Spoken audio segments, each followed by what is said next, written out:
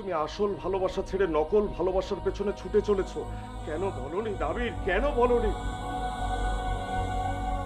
তখন আমি ছিলাম সুলতান আরসেলানের পুত্র, আর আজকের সুলতান আতিয়ারের ভাই। বজরা কালিকট অঞ্চল অভিমুখে নিয়ে চলো।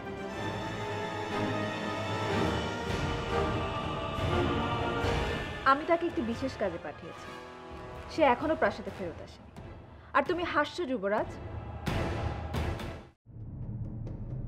যুবরাজ, আমার মনে হয় এই কাজ করার এখন উপযুক্ত সময় হয়নি। বাদিয়া, কি বলতে চাও তুমি? যেই সুলতানা সাহেবা মাসনাদ নিয়ে এতটা পাগল, সেই সুলতানা সাহেবা কি তার ছেলেকে মাত্র 4 জন সৈনিকের সাথে সুদূর কালিকট অঞ্চলে পাঠাতে পারেন?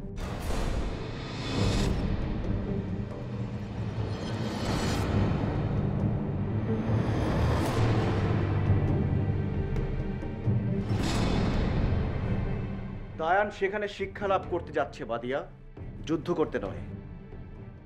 তা সত্ত্বেও তার নিরাপত্তা এত কম হতে পারে না যুবরাজ। আর যেখানে দিনের আলোয়, যেখানে সকলের চোখের সামনে দায়ানকে বিদায় জানানো হয়, সেখানে দায়ানের মস্তক পর্যন্ত পোশাকে ঢাকা কেন?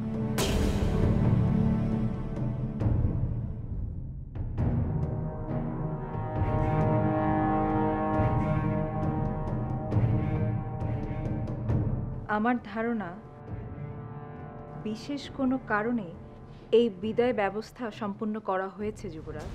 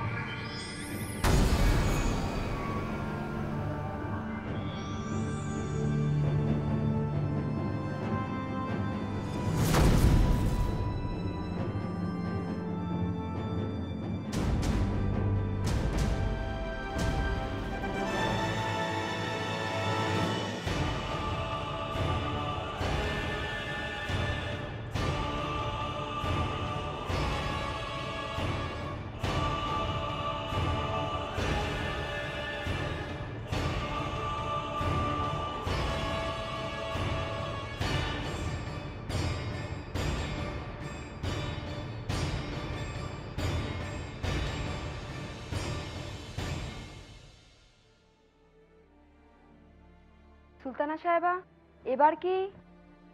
এখন নয় খুশি, কিছু সময় পর তুমি আমার বিশেষ সৈন্যদের বজ্রার পেছনে যাবার অনুমতি দেবে অন্য বন্দর থেকে, আর তাদেরকে বুঝিয়ে বলবে বজ্রার বা তার কাছাকাছি আসা একটি মানুষও যেন জীবিত না থাকে। জি সুলতানা সাহেবা। তারপর সুযোগ বুঝে রাতের অন্ধকারে যুবরাজ দায়ানকে তুমি আমার সম্মুখে এনে হাজির করবে, মনে থাকবে? জি সুলতানা সাহেবা।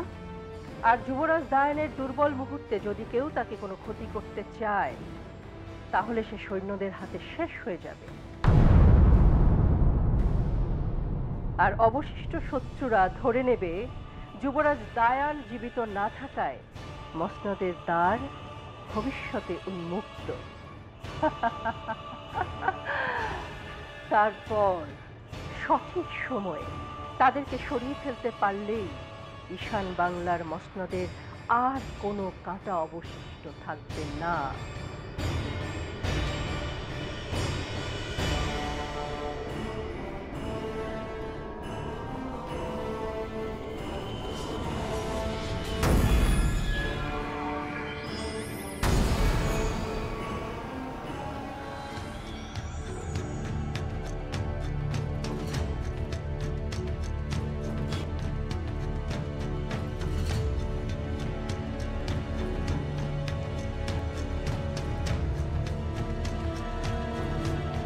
মেঘরাজের দুই যুবরাজের প্রত্যাবর্তনের ব্যাপারে কিছু বলতে চেয়েছিলে মানসিন?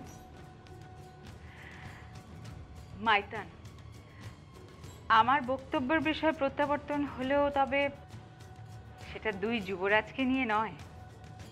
তবে তবে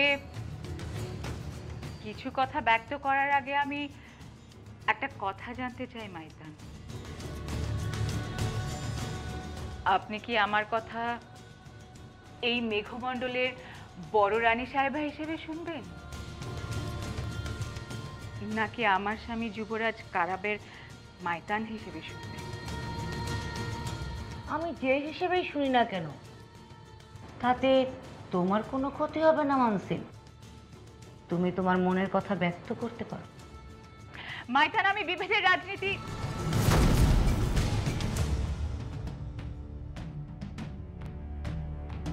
কিন্তু আবার অবহেলায় জীবন কাটিয়ে দিতেও রাজি নই। কে তোমাকে অবহেলা করেছে মানসিল? আমাকে না মাইতান।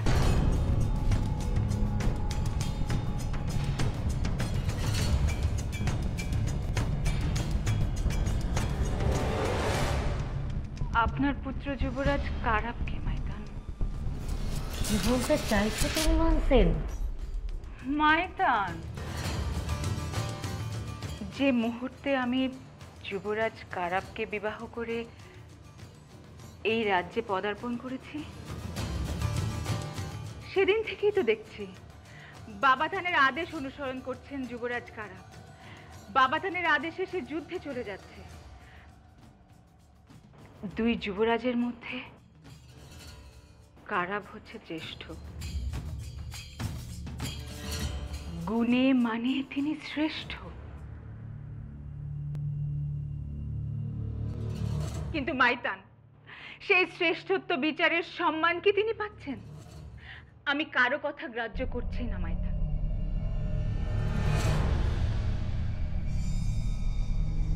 পৃথক কোনো আয়োজনের কথা চিন্তাও করছেন না? মানসিল, মেঘমণ্ডলের যুবরাজ কারাব ও আর্দা দুজনেই আমার কাছে সমান।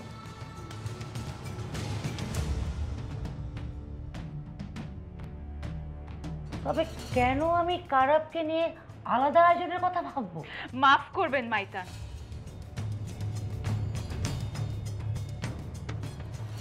আপনার এই চিন্তাধারা আপনার আবেগকে প্রকাশ করে, কিন্তু বাস্তব আসলে অনেক কঠিন। একটা সময় আসবে যখন সম্রাট আরাস এই মেঘমণ্ডলে দুই যুবরাজের থেকে একজন যুবরাজকে সম্রাটের আসনে বসাবেন। তখন কি শুধুমাত্র কারাবকে আপনি আপনার যুবরাজ হিসেবে দেখেই আনন্দ পাবেন?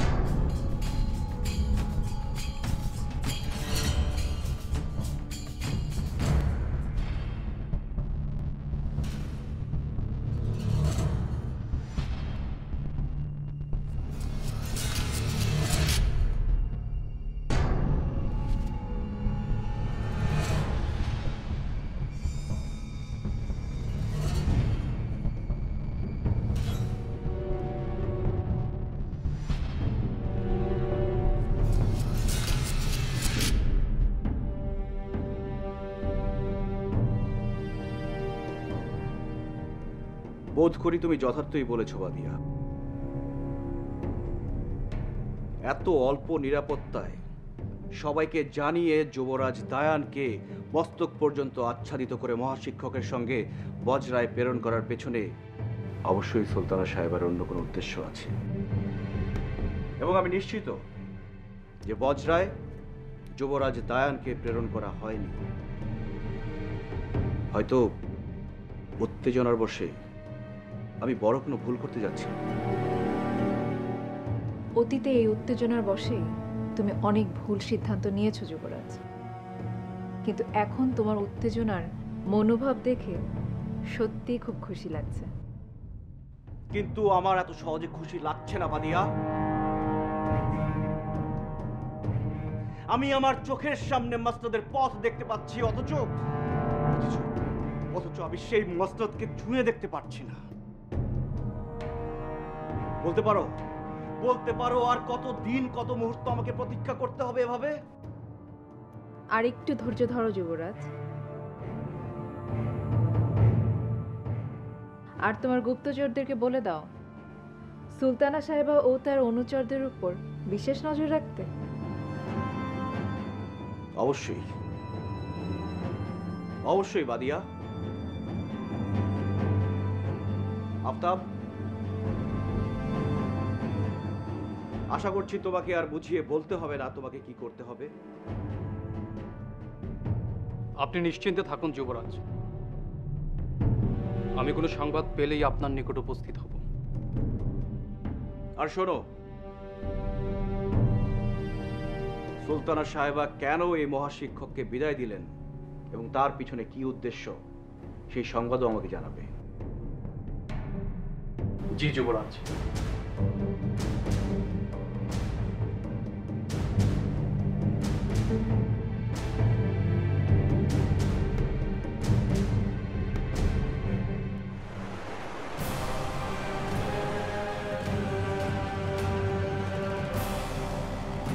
আলিমা, আলিমা,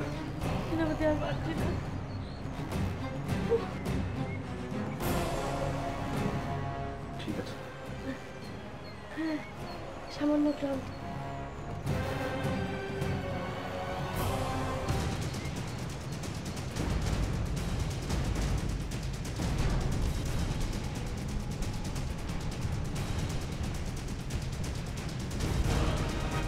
কি দেখছেন সেনাপতি? চিন্তা করছেন কোন পথে পালিয়ে যাবেন সেনাধ্যক্ষ মতিউরের হাত থেকে? আফসোস সেনাপতি, আফসোস, আপনার পশ্চাৎ দিকে অতল খাদ আর সম্মুখে এই সেনাধ্যক্ষ মতিউর। দুদিকে সাক্ষাৎ মৃত্যু অপেক্ষা রয়েছে আপনার। দাবির, আলিমা, কোথায় তোমরা?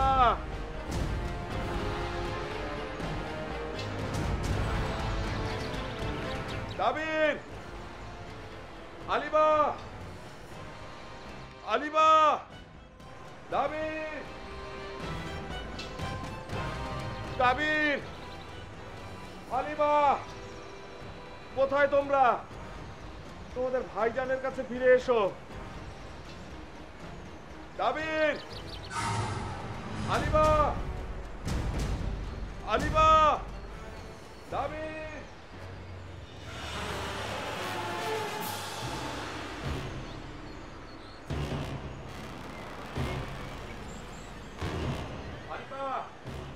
দাবির, কোথায় তোমরা? শুনতে পাচ্ছ আমাকে? তোমাদের জেদ পরিত্যাগ করো, ফিরে এসো আমার কাছে। চলো রাজ্যে ফিরে যাই। দাবির,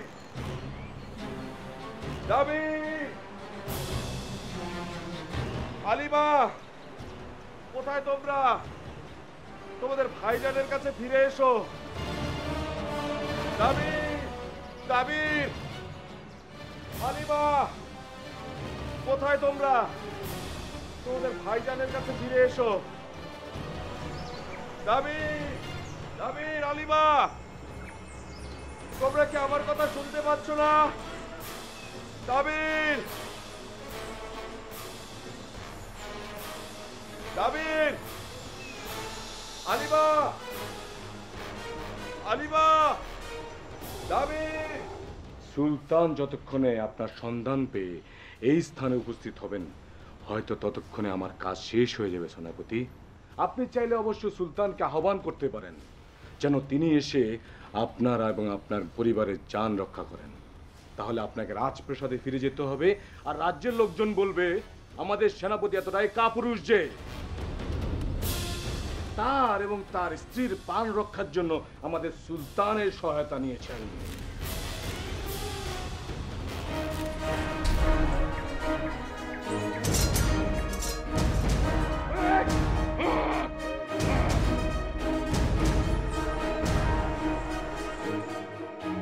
ঈশান বাংলার সেনাপতি কাপুরুষ নয়, তার স্ত্রীকে রক্ষা করার জন্য তোমাদের সুলতানের কোনো সহায়তার প্রয়োজন নেই। সেনাপতি, চিন্তা করো না আলিমা, মতিউরের মতো সেনাধ্যক্ষ আমার কোনো ক্ষতি করতে পারবে না। সময় নষ্ট না করে তুমি তোমার আব্বাজানের প্রাসাদের দিকে অগ্রসর হও।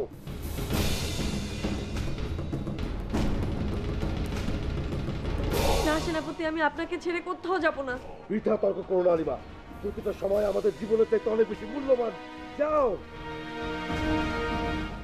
আলিমা, যাও, এটা আমার আদেশ।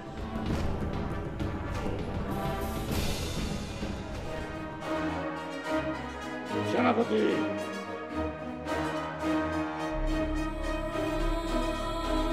যাও।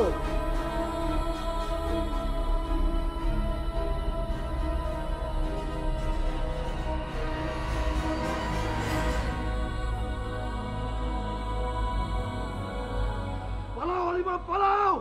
আমার কথা চিন্তা করো না, যত দ্রুত সম্ভব ঈশান বাংলার সীমানা পার করো।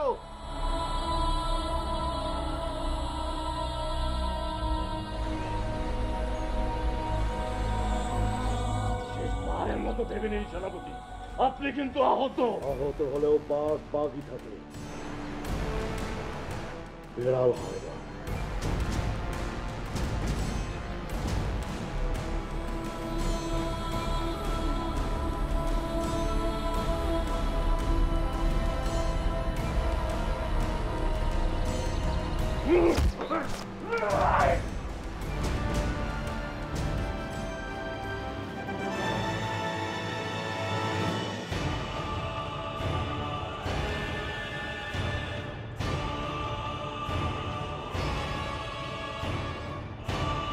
সুলতানা সাহেবা,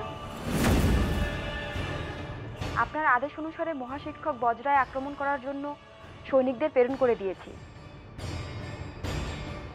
সুসংবাদ,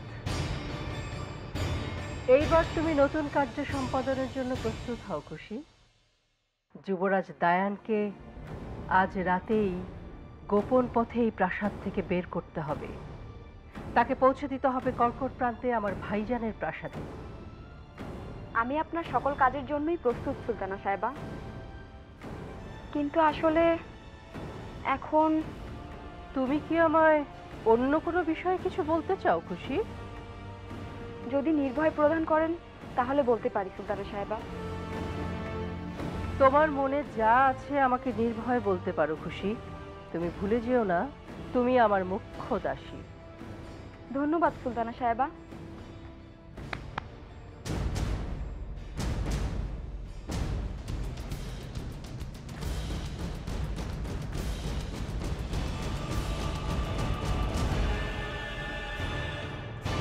ওর নাম মর্জিনা।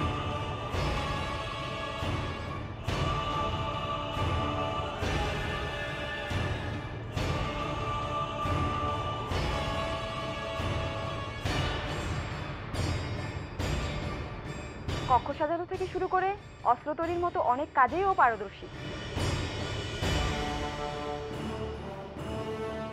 কিন্তু কোথাও কোনো সুযোগ্য কাজ না পাওয়ায় চরম দারিদ্র্যের দিন যাপন করছে। আপনার প্রাসাদে ওর জন্য কি কোনো কাজের সুযোগ হতে পারে সুলতানা সাহেবা? ঈশান বাংলার রাজপ্রাসাদে কাজ করবার মতন আর কোনো যোগ্যতা কি আছে মর্জিনার? জি, যেই বাচ্চাটি যুবরাজের পরিবর্তে মহাশিক্ষকের বজরায় প্রেরণ করা হয়েছে, মর্জিনা তারই আমার।